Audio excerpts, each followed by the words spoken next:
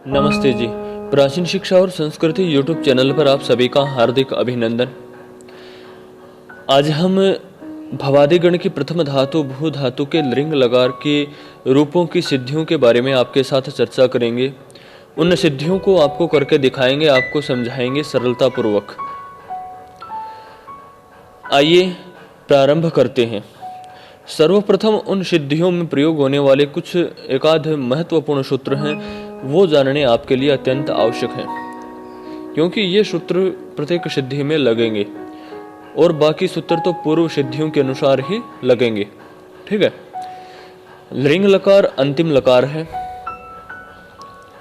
आइए, प्रथम सूत्र है न मांग योगे। न मांग योगे अर्थात मांग इस अवयव के योग में 8 का और 8 का आगम नहीं होता। ठीक है। मांग इस अवयव के योग में 8 और 8 का आगम नहीं होता। ठीक है। अगला सूत्र है लिंग निमित्ते लिंग क्रियातिपत्तौ। सूत्र कहता है कि हेतु और हेतुमान आदि भाव में क्रिया की सिद्धि होने के पूर्व भविष्यत काल अर्थ गम्यमान होने पर धातु से लिंग लकार होता है। मैं दोबारा बताता हूं, हेतु और हेतुमान आदि भाव में क्रिया की सिद्धि होने के पूर्व भविष्यत काल अर्थ गम्यमान होने पर धातु से लिंग लकार होता है। ठीक है। अब हम प्रथम सिद्धि करते हैं। प्रथम सिद्धि हमारी है अभविष्यत की। किसकी है? अभविष्यत की। ठीक है। अब अभविष्यत की है तो अभविष्यत रूप में कौन सी धातु है, किन किन प्रत्ययों का प्रयोग किया गया है, आइए हम जानते हैं। तो अभविष्यत में भू धातु है। प्रथम सिद्धि में आपको पूर्ण रूप से समझा दूंगा और उसके पश्चात आपको मुख्य सूत्रों के बारे में ही बताएंगे। ठीक है। भू भुआदयो धातु से धातु संज्ञा हो जाएगी।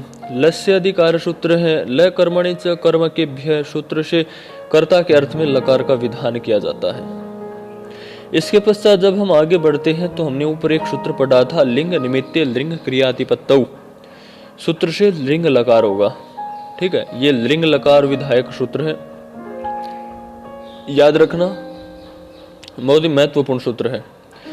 अगला सूत्र है 8 का आगम करने वाला सूत्र है। 8 का आगम आप यहाँ भी कर सकते हैं और जैसे पूर्व सिद्धियों में हमने बाद में किया था वहां पर भी कर सकते हैं। ठीक है। अब 8 के आगम के लिए हमने किस सूत्र का प्रयोग किया था? लुंग लंग लिंग क्ष्वड उदात्त है। ये 8 के आगम के लिए है। और 8 का आगम कहाँ होगा? आद्यंत टकितो सूत्र के आदि में। ठीक है। अब इन दोनों का संज्ञा करेंगे, इन दोनों की। ठीक है। गकार की, रिकार की और टकार की। ठीक है। अब हलंत्यम से गकार और टकार की संज्ञा, उपदेश से अज अनुनासिक छे इकार की संज्ञा। अब इन दोनों से तस्य लोप से इनका लोप। अब प्रश्मयपदी लकार है तो प्रश्मयपदी संज्ञा करनी आवश्यक है। लह प्रश्मयपदम से प्रश्मयपदी संज्ञा कर दी हमने।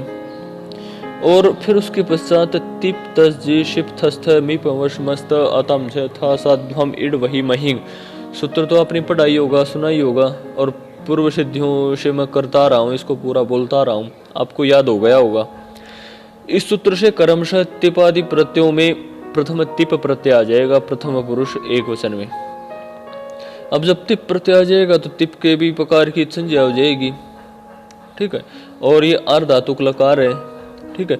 कर्तरी सप को बांध कर यहाँ पर शय प्रत्यय आएगा, शयताशी लरी लुटो से। तो हमारा अभू शयति रूप बन जाएगा। अर्धातुकम से इनकी अर्धातुक संज्ञा कर देंगे। अर्धातुक कषेड वला देशे इट का आगम करेंगे। ठीक है। इट का आगम का होगा? आदि यच के बाद। अभू इट धातु के आदि यच के बाद होगा। ठीक है। अभू इट शय, इस प्रकार रूप बन जाएगा शयति। तो इट के टकार की संज्ञा करके तस्य लोप से उसका लोप कर देंगे। अभू ई शयति रूप शेष रह जाएगा हमारे पास। इसके पश्चात सार्वधातुकार धातु कयो से गुण करेंगे। ठीक है। गुण करने के पश्चात जैसे हमने लट लकार में अब आदेश किया था, ठीक है, बिल्कुल उसी प्रकार है लिट लकार में जैसे किया था। ठीक है, इसमें बस शेष अट का आगम हो जाता है, कुछ एक आध स्थान पर और परिवर्तन होता है। तो आदेश प्रत्ययो सूत्र से सकार के स्थान पर, दंत्य सकार के स्थान पर मूर्धन्य सकार आ जाता है, और मूर्धन्य सकार होने के पश्चात अभविष्यति रूप बन जाता है। हमें बनाना क्या है? अभविष्यत। तो अभविष्यत के लिए हमने यहाँ पर क्या करना पड़ेगा? इतस्य से इकार का लोप करना पड़ेगा। लोप होने के पश्चात सीधा ही आपका अभविष्यत रूप बन जाएगा। ठीक है, आइए इसी प्रकार अगला रूप है अभविष्यताम।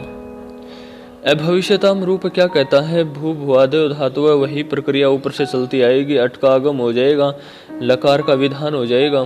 ठीक है, इन सब का लोप हो जाएगा, अभू ल शेष रहेगा। प्रतिपादी प्रत्ययों में हम तस प्रत्यय ले आएंगे, अभू तस रह जाएगा। ठीक है, अब तस आने के पश्चात कर्तरी शप आदि प्रत्ययों को बांधकर शय आदि प्रत्यय ले आएंगे, शयता से लृटो से। ठीक है, अब शय प्रत्यय आ गया। देखिए ये सूत्र सब सिद्धियों में लगेगा, शय सब सिद्धियों में आएगा। आर्धातुक संज्ञा कर देंगे, आर्धातुक को षड वाला देश इट का आगम करेंगे। अब इन सब का इस संज्ञा का लोप कर देंगे। ठीक है, तो अभू ई सय तस शेष रह जाएगा। तो सार्वधातुकार धातु कयो से गुण एचो अयवा याव से अवादेश, और इसके पश्चात फिर अब हम इनका मिलान करेंगे तो अभविष्य इस प्रकार रूप बनेगा। तो तस था, तस के स्थान पर तामादेश हो गया। किस सूत्र थे? तस थस मीपाम ताम अभविष्यताम रूप बन गया। तो अब हमें शकार परिवर्तन करना है, आदेश प्रत्ययों से शकार का परिवर्तन हो जाएगा, अभविष्यताम हमारा रूप बन जाएगा। ठीक है, बहुत ही सरल सिद्धियां हैं, आपको सरलता से आपके सामने प्रस्तुत की जा रही हैं, आप आसानी से समझ सकते हैं। ठीक है, अगला रूप है अभविष्यन। ये प्रथम पुरुष का बहुवचन है। अभविष्यन में भी बिल्कुल वही प्रक्रियाएं रहेंगी। तिपादी प्रत्ययों में झी प्रत्यय आ जाएगा, झी के झकार के स्थान पर अंतादेश हो जाएगा, और अंतादेश होने के पश्चात वही शय आदि प्रत्यय आने के पश्चात गुण के बाद अवादेश, अवादेश के पश्चात आदेश प्रत्ययों से हम शकार को मूर्धन्य शकार कर देंगे, तो हमारा अभविष्य अंति शेष रह जाता है। अतो गुणे से पररूप एकादेश करेंगे, पररूप एकादेश हो जाएगा, तो अभविष्यंति रूप हमारा बन जाएगा। ठीक है, और उसके पश्चात इतस्य से इकार का लोप करेंगे।